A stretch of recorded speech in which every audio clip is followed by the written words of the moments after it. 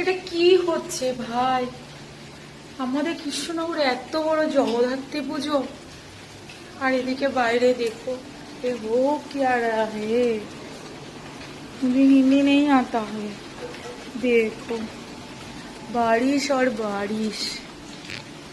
চলো দেখো কি বৃষ্টি হচ্ছে, আর আমাদের বাড়িতে মায়ের মন্দিরে পুজো হচ্ছে। চলো দেখাই কিভাবে পুজো কাটাবে লোকে, এত বৃষ্টি হলে দিকে ট্রেন দাঁড়িয়ে আছে।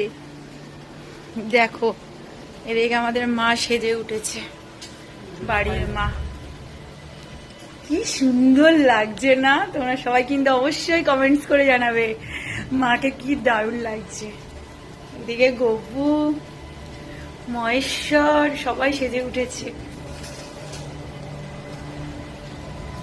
আর এদিকে আমি। বৃষ্টি আর বৃষ্টি।